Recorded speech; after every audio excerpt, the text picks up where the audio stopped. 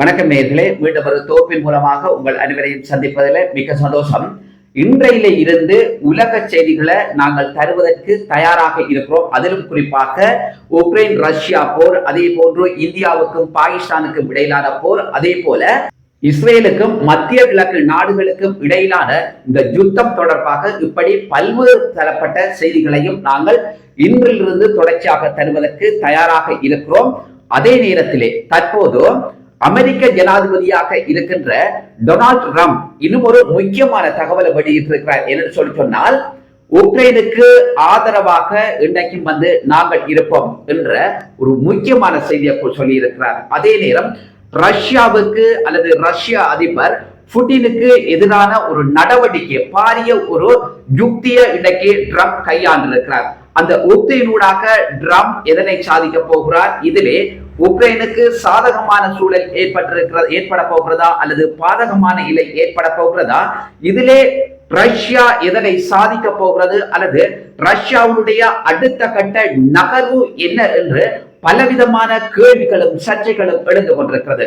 இதுல அமெரிக்க ஜனாதிபதி Donald Trump இதுவரை காலமா அவர் அமெரிக்க அதிபராக பொறுப்பேற்ற உடனேயே உக்ரைனுக்கு எதிரான செயற்பாடுகள்ல ஈடுபட்டிருந்தார்.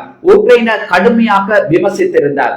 உக்ரைன் அதிபர் செலன்சிய நேரடியாகவும் மறைமுகமாகவும் ஊடகங்கள் வாயிலாகவும் கடும் தொனியிலே எச்சரித்தவராகவும் அவரை அவமானப்படுத்தியவராக டொனால்ட் ட்ரம்ப் இருந்திருக்கிறார். அதே நேரத்தில் தான் இன்றைக்கு இப்படி உக்ரைனுக்கு அழுத்தத்தை கொடுத்த டொனால்ட் ட்ரம்ப் ஏன் இப்போது உக்ரைனுக்கு சார்பாக தனது கருத்துக்களை வெளியிட்டு வருகிறார் என்று சொல்ற விஷயத்தை நிச்சயமாக பார்க்க வேண்டிய தேவை இருக்கிறது. அதில் குறிப்பாக உக்ரைனுக்கும் ரஷ்யாவுக்கும் இடையில அந்த போரை நிறுத்தி அமைதியை ஏற்படுத்த போவதாக கூட ட்ரம்ப் தெரிவித்திருக்கின்ற இந்த கருத்து உண்மையானதா அல்லது அது நடக்குமா என்றும் பார்க்க வேண்டிய தேவை இருக்கிறது. இதுல மிக முக்கியமாக பார்க்க வேண்டிய விஷயம் என்னன்னு சொன்னால், அமெரிக்கா தன்னுடைய நலன் சார்ந்து இன்றைக்கு உக்ரைனுக்கு ஒரு சோதனைய சோதிச்சு வரார் ட்ரம்ப். இன்றைக்கு உக்ரைனில் இருக்கிற கனிய வளங்கள் அத்தனையும் அமெரிக்கா சுரண்ட போகுது. ஏற்கனவே அமெரிக்க ஜனாதிபதி ட்ரம்பும் உக்ரைன் ஜனாதிபதி செலன்சி அவர்களும் இருவரும் சேர்ந்து என்ன செய்திருக்கிறோம்னா ஒரு ஒப்பந்தத்தை கைச்சாத்திட்டு இருக்கிறோம். அந்த ஒப்பந்தத்துல சொல்லி இருக்கின்ற முக்கியமான விஷயம் என்னன்னு சொன்னால், உக்ரைன்ல இருக்கிற கனிய வளங்கள் 50க்கு 50 என்றவாறு இந்த ஒப்பந்தம் இரு நாடுகளுக்கு இடையில கைச்சாத்தப்பட்டிருக்கிறது.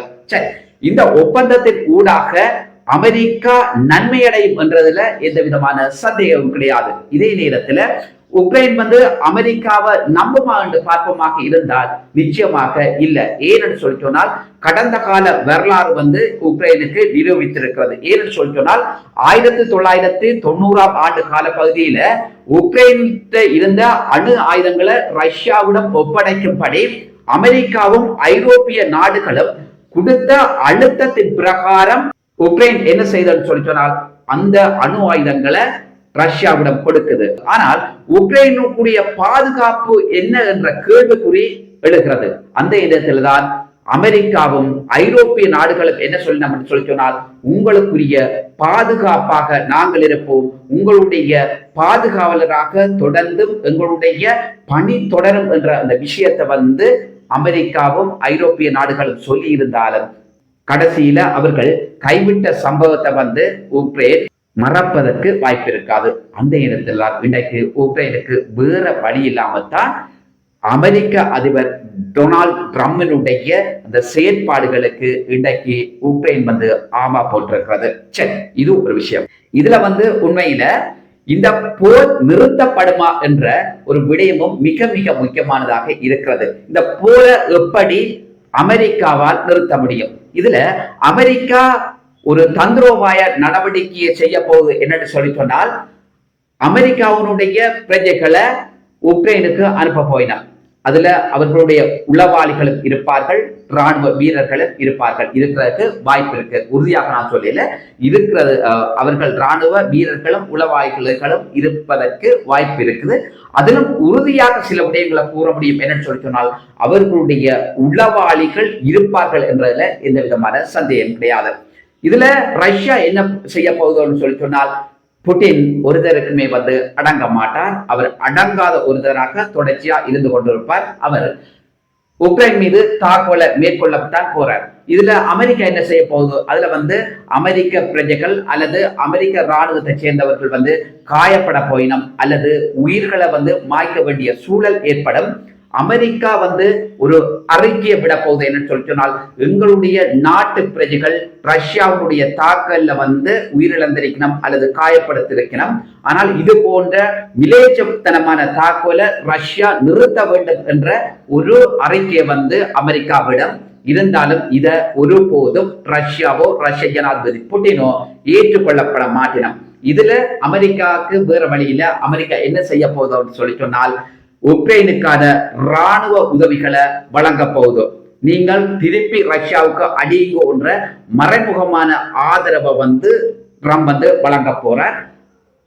உக்ரைன் என்ன செய்ய போனா திரும்ப அடிக்க போகுது. இதே நேரத்துல அமெரிக்கா இன்னைக்கு உக்ரைனுக்கு சார்பா வரைக்குள்ள அமெரிக்காவுக்கு சார்பாக இருக்கின்ற அல்லது இதுவரை காலமும் உக்ரைனுக்கு உதவி செய்து விலகி கொண்ட சில நாடுகள் இன்னைக்கு உக்ரைனுக்கு ஆதரவாக செயற்பட போயினோம். இதனூடாக ரஷ்யாவுக்கு இன்னும் கூடுதலான அழுத்தம் பெறும். இருந்த போதிலும் ரஷ்யா இதுல இருந்து பின்வாங்க போவதில்லை. ரஷ்யாவும் தாக்கல் நடத்தி கொண்டுதான் இருக்கும். எது எப்படி இருந்தாலும் ரஷ்யா முன்னேறியது போன்று தனது முன்னேற்ற பாதைகளை அல்லது முன்னேற்ற முயற்சிகளை செய்ய முடியாத ஒரு நிலைமை உருவாகும் என்றதுல எந்த விதமான சந்தேகம் கிடையாது.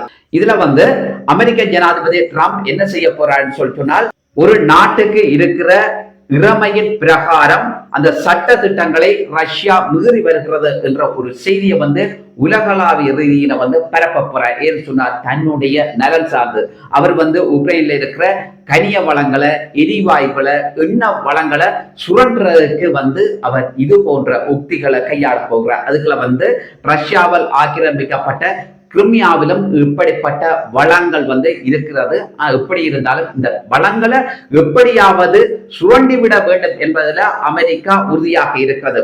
ஏன்னு சொல்லி சொன்னால், அமெரிக்கா உண்மையிலே ஒரு நேர்மையாக செயற்படுகிறது, உலகத்தில் மனச்சாட்சியாக செயற்படுகிறது என்று சொல்லி சொன்னால், அமெரிக்கா உடனடியாக பல நடவடிக்கைகளை எடுத்திருக்க முடியும். ஆனால் அமெரிக்கா தன்னுடைய நலன் சார்ந்துதான் இன்றைக்கு உக்ரைனுக்கு சார்பாக பல கருத்துக்களை வெளியிட்டு வருகிறது. ஆகவே இந்த போர் முடியுமா அல்லது ரஷ்யாவுக்கும் உக்ரைனுக்கும் இடையிலே அமைதி நிலவுமா என்று பார்ப்போமாக இருந்தால் இது ஒருபோதும் நடைபெறக்கூடிய சாத்தியம் இல்லை. தொடர்ச்சியாக அவ்வப்போது தாக்குதல்கள் இடம்பெறும். உக்ரைனுக்கும் ரஷ்யாவுக்கும் இடையிலான போர் இடம்பெற்றுக் கொண்டுதான் இருக்கும். இதை எவராலும் நிறுத்த முடியாது என்பதுதான் தற்போதைய கணிப்பாக இருக்கிறது. நல்ல சொந்தங்களை மீண்டும் ஒரு தொகுப்பின் மூலமாக உங்கள் அனைவரையும் சந்திக்கிறேன். நன்றி, வணக்கம்.